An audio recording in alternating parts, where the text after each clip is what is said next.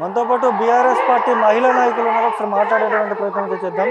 చెప్పండి, ఎట్లా చూస్తారు? ఇక్కడే సీఎం రేవంత్ రెడ్డి గతంలో 3 సంవత్సరాల క్రితం ఇక్కడ సభ పెట్టి మరీ ఉద్యోగాలు ఇస్తా అంటూ కూడా మాట్లాడింది.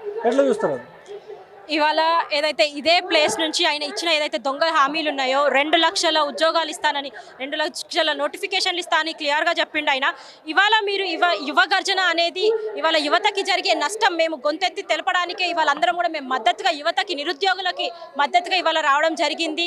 ఈ యువ గర్జన అనేది ప్రతి ఒక్క యువత ఎంతో బాధతోటి ఉన్నారు. తెలంగాణలో ఇచ్చిన దొంగ హామీలతోటి మోసపోయి ఇవాళ అందరూ కూడా బీఆర్ఎస్ పార్టీకి మద్దతు తెలపడానికి వచ్చారు. కాబట్టి మేమందరం కూడా సపోర్ట్ చేయడానికి వచ్చాము. ఇప్పుడు సీఎం ఎవరైతే నిరుద్యోగులు ఉన్నారో వాళ్ళందరినీ కూడా పేటీఎం బ్యాచ్గా కూడా బీఆర్ఎస్ పార్టీ మార్చుకుందంటూ కూడా ఆరోపణలు ఉన్నాయి. ఎట్లా చూస్తారు? పేడ్ ఆర్టిస్టులు అంటే ఒక్కరో ఇద్దరో సరే 100 మంది. ఇక్కడ ఒక్కసారి మీరు చూడండి, మీ ఏదైతే కెమెరా ఉందో ఒకసారి వెనకాలకి తిరిగి చూస్తే మీకే అర్థమవుతుంది. దాదాపు ఇక్కడే ఒక 20,000 మంది ఉన్నారు, బయట ఒక 10,000 మంది ఉన్నారు. అంతమంది కూడా బాధతో వచ్చారు. వాళ్ళనే రమ్మనండి, వచ్చి వాళ్ళని ఎంక్వైరీ చేసుకోమని చెప్పండి. మీరంతా పేడ్ ఆర్టిస్టులా అని వాళ్ళు ఎలాంటి రిప్లై ఇస్తారో కూడా మనకి క్లియర్గా తెలియజేయచ్చు. ఇక్కడ వెనకాల కూడా చూసుకున్నట్లయితే ఉద్యోగాలు రాక మీరు ఇచ్చే నోటిఫికేషన్లు ఇవ్వక ఇవాళ ప్రతి ఒక్కరు కూడా మంచిగా చదువుకొని ఇవాళ పూలు పండ్లు కొబ్బరి బొండాలు ఛాయలు అమ్ముకునే పరిస్థితి ఇవాళ తెలంగాణలో వచ్చిందంటే అది కేవలం రేవంత్ రెడ్డి అనే చెప్పొచ్చు. ఆయన అసమర్థత పాలన ఇవాళ తెలంగాణలో చూసుకోవచ్చు.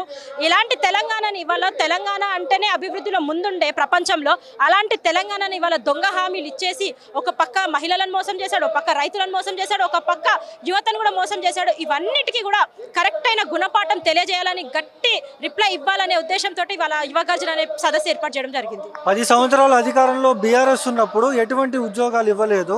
ఇప్పుడు ప్రతిపక్షంలో ఉన్నప్పుడు మేము మద్దతు తెలుపుతాం. ఇదే నిరుద్యోగుల్ని గద్దె దింపిందే, ఇదే నిరుద్యోగులు గద్దె దింపారు బీఆర్ఎస్ పార్టీని. అలాంటి వాళ్ళని మళ్ళీ పెట్టుకుని ఇలా డ్రామా నడుపుతున్నారంటూ కూడా కాంగ్రెస్ పార్టీ నాయకులు మాట్లాడుతున్నారు.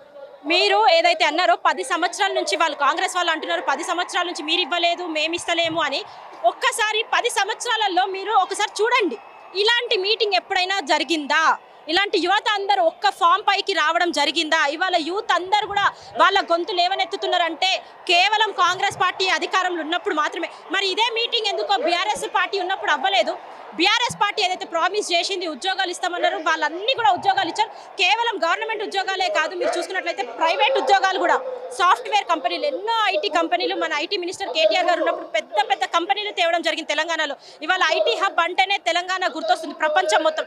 అలాంటి తెలంగాణలో ఆయన ఉన్నప్పుడు ఇలాంటి మీటింగ్లు జరగలేదు. సో మీరే అర్థం చేసుకోవచ్చు, కాంగ్రెస్ పార్టీ ఉన్నప్పుడు ఇలాంటి మీటింగ్ జరుగుతుందంటే వాళ్ళు ఎంత మోసపోయారు, వాళ్ళ బాధ ఏంటో మీరు ఇక్కడ క్లియర్గా చూడొచ్చు.